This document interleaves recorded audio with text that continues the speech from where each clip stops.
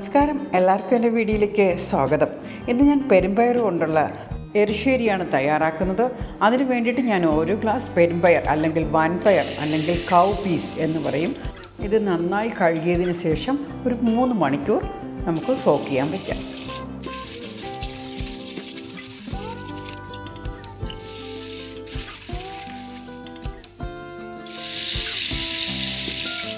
ആ പയറിനെയും കാട്ടി ഇരട്ടി വെള്ളം വെച്ച് നമ്മൾ സോക്ക് ചെയ്യാൻ വെച്ചിട്ടുണ്ട്. ഇനി ഒരു 3 മണിക്കൂർ കഴിഞ്ഞിട്ട് നമുക്കെടുക്കാം.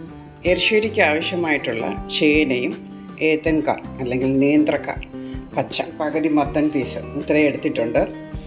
സാമാന്യം വലിയ ഒരു പീസാണ് ഇതും കുറച്ച് വലുതാണ്.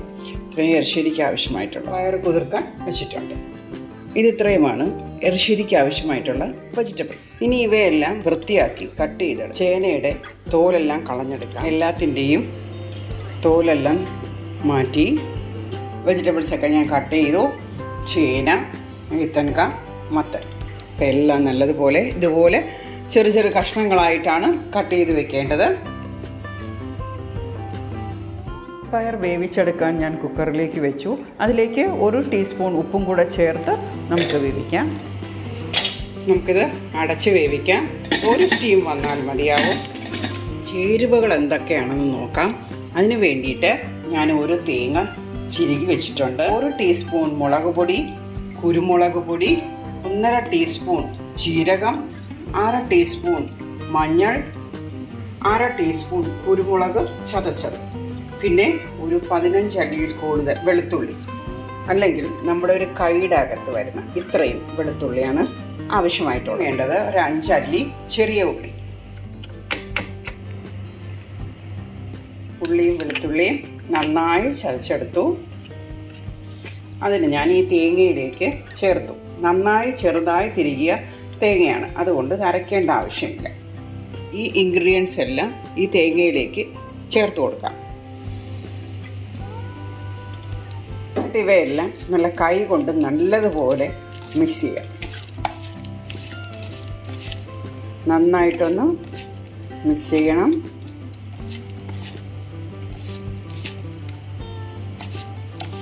കുറച്ച് കറിവേപ്പിലയും കൂടെ തൂക്കി നന്നായി മിക്സ് ചെയ്യാം. പയർ വെന്തിട്ടുണ്ട്. നമുക്കിതൊന്ന് തുറന്ന് നോക്കാം. നന്നായിട്ട് വെന്തിട്ടുണ്ട്.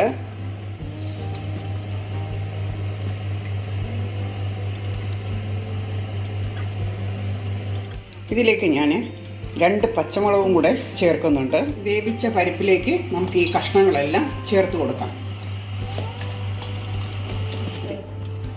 ഇനി ഇതിൻ്റെ മേളിലേക്ക് നമുക്ക് ഈ അരപ്പ് ചേർത്ത് കൊടുക്കാം.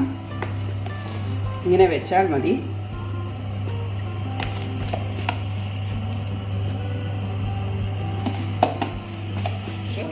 ഒരു ഗ്ലാസ് വെള്ളം കൂടെ ചേർത്ത് കൊടുക്കാം. 1 സ്പൂൺ ഉപ്പും കൂടെ ചേർക്കാം. നേരത്തെ പയറിൽ നമ്മൾ 1 ടീസ്പൂൺ ഉപ്പ് ചേർത്തിട്ടുണ്ട്, അതുകൊണ്ടാണ് ഇപ്പോൾ 1 ടീസ്പൂൺ ഉപ്പും വെള്ളവും. ഇനി നമുക്കിതൊന്ന് 1 സ്റ്റീം വരുത്താം. കടു വറുത്തു. 1 സ്റ്റീം വന്നു. ഇപ്പം സ്റ്റീമെല്ലാം മാറി ഞാനൊന്ന് തുറക്കുകയാണ്. നല്ല വെന്തിരിക്കുകയാണ്. നന്നായിട്ട് ഇളക്കി കൊടുക്കാം. ഇതിൽ അരപ്പെല്ലാം ചേർത്തിട്ടുണ്ട്, കണ്ടോ? നമുക്ക് നന്നായിട്ട് ഇളക്കാം. കുറച്ച് വെജിറ്റബിൾസ് കട്ട് ചെയ്തതും കൂടെ ഉണ്ടായിരുന്നു, അപ്പോൾ ഞാൻ അരപ്പിൻ്റെ മുകളിലേക്ക് വെച്ചു.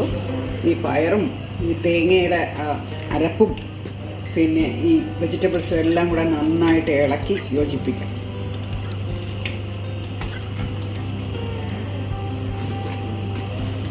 ഓക്കെ, ഇത് നന്നായിട്ട് ഇളക്കിയിട്ടുണ്ട്.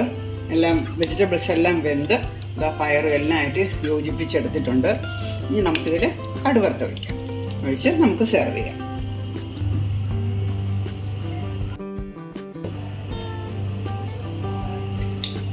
ഞാൻ ഈ ഒരു തിക്നെസ്സിലാണ് ഇത് എടുത്തിട്ടുള്ളത്.